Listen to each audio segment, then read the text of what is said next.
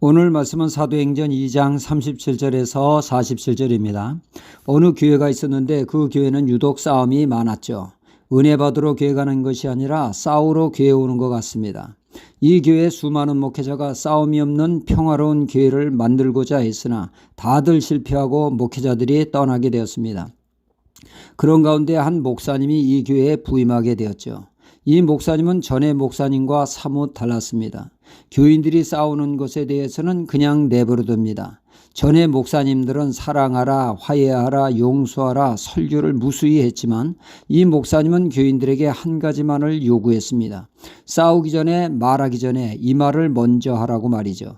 이 말은 제가 하나님의 교회에서 한 말씀 드리겠습니다 라는 말이었습니다.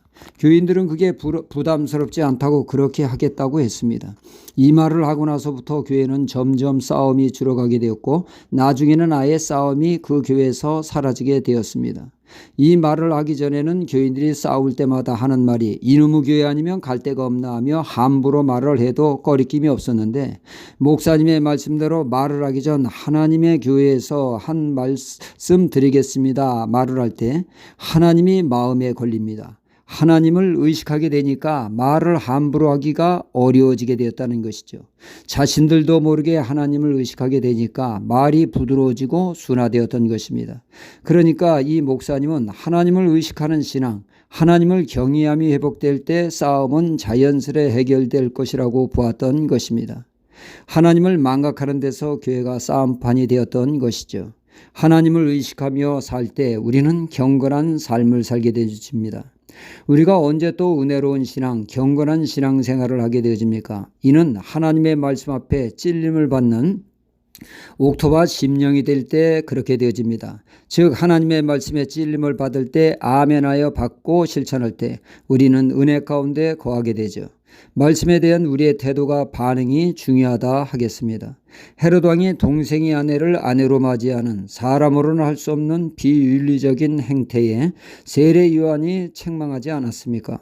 그러는 거 아니라고 말이죠. 이에 헤롯 왕은 그 말이 옳다고 찔림은 받았으나 그는 어떻게 반응을 했습니까?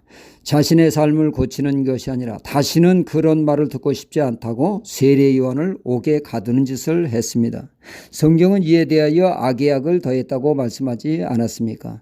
찔림을 받았으나 그는 전혀 삶을 고칠 생각이 없었던 것입니다. 그런가 하면 사도행전 7장에 스데반 집사님이 명설교를 합니다. 아브라함부터 시작된 그의 설교는 성령 충만하고 은혜로웠습니다. 듣던 유대인들은 그 심령에 찔림이 있었습니다. 하지만 그들은 그 찔림의 성령 역사에 강팍함으로 반응을 하게 됩니다. 그런 소리를 듣기 싫다며 이를 갈면서 스데반을 죽이는 폭도로 돌변을 했죠. 하나님께 큰 죄를 짓는 자들이 되고 말았습니다. 그러나 오늘 말씀의 청중들은 사뭇 달랐습니다.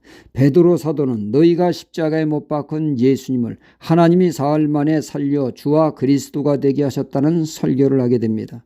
사실 십자가에 못 박은 것은 그 청중들이 아니라 로마 병사입니다. 그러나 영적인 뜻은 우리의 죄가 결국 십자가에 못 박은 것이라 할 수 있죠. 그들은 이 말씀에 찔림을 받았습니다. 베드로 사도가 하는 말이 무엇인가를 영적으로 깨닫게 된 것이죠. 내 죄가 예수님을 십자가에 죽였구나. 나를 위해 십자가에 주님이 죽으셨구나. 깨달은 그들은 복음에 열린 마음을 가지게 됩니다.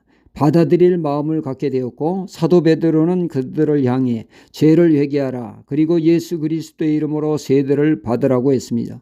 그 결과 그들은 회개하고 예수님을 영접함으로 인해 그리스도인이 되었고 사도의 가르침에 전적으로 따르는 이들이 되었으며 성도의 교제를 가지며 물질을 필요로 따라 나누는 아름다운 모습을 갖게 되었죠.